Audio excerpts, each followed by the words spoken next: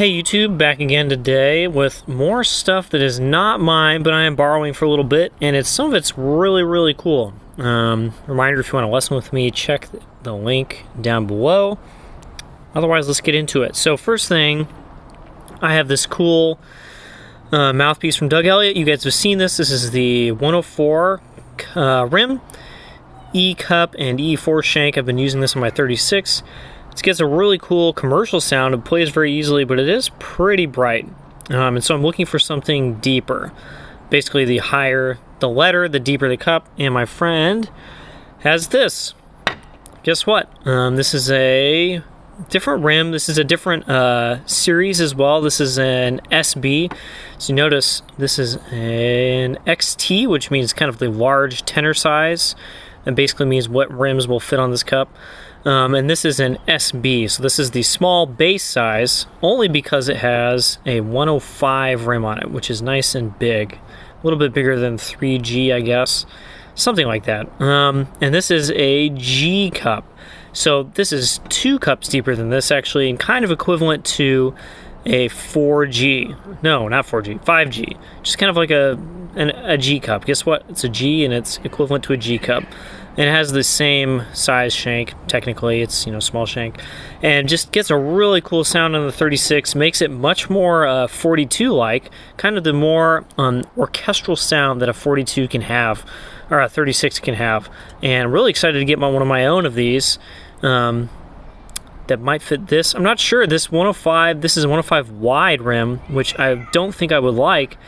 I actually do kind of like it, so I wonder if this rim is actually a little too small for me. I'll keep playing these, and eventually you guys will hear me play these things. I just don't have good enough lighting inside to make it worth it. So I've got lights on the way. Anyway, very excited to get more mouthpieces that make the 36 more fun to play and sound better.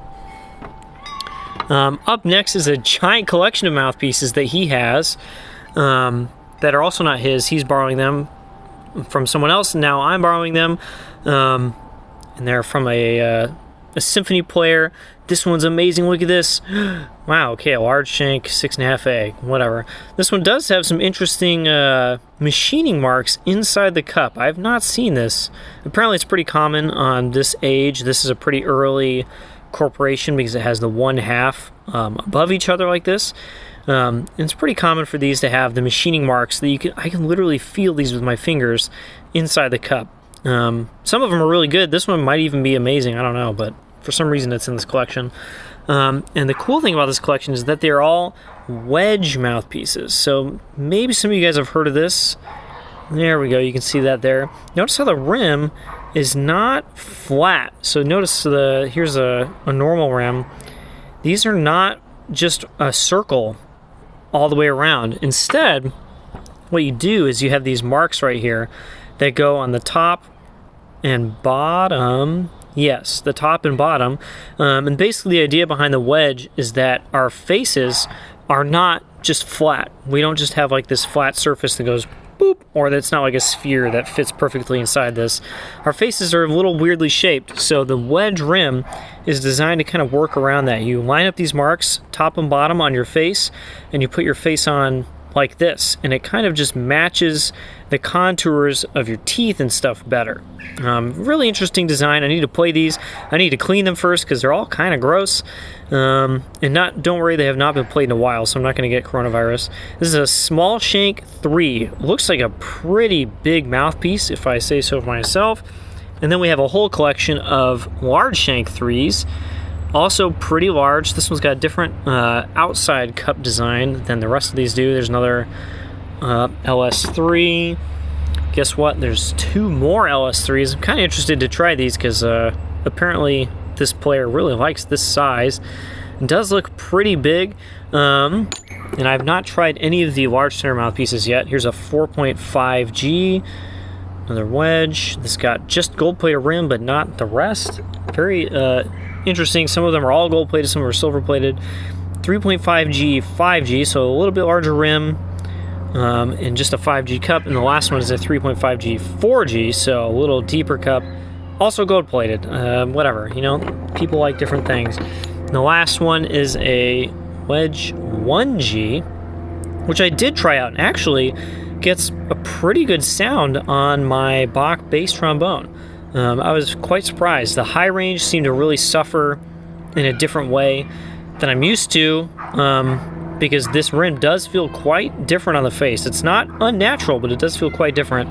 This actually made a pretty good sound though. So really interesting Wedge mouthpieces.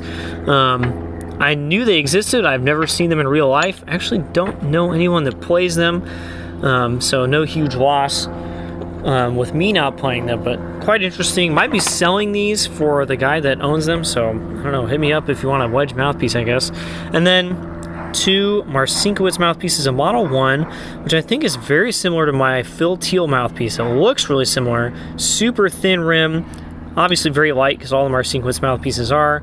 Not sure what I can say about that. And then a Model 3, where is it? Model 3, come on, focus. There we go. Which I guess is like a 3-size mouthpiece. Interested to try this too. A lot of 3-size mouthpieces that I haven't played before. So 2 Marcinkiewicz's as well. And I think the coolest thing of all is my friend's instrument, a gold-plated Corporation 36. Straight 36. Check out the engraving here. There we go. Look at that. Ooh, Corporation 36 even has, since this was factory gold plated, which was an option by the way, a G mark for gold plate.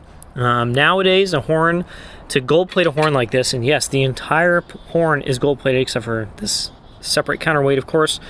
To do this to a trombone now would cost probably $3,500 because it's that much gold that you would need to do it.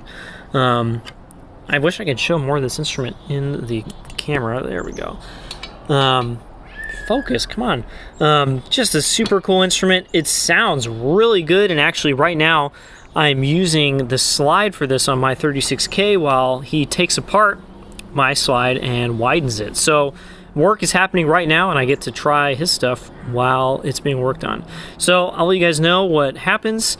Contra is getting fixed, bass trombone is almost done, and that slide is getting widened, and I have mouthpieces on the way that I will actually own and not just be borrowing. So lots of cool things coming up, and someday you'll get to see me play again. Thanks for coming out for the masterclass. If you did, that was really fun, and the video is on my channel, so go check it out. See you guys next time.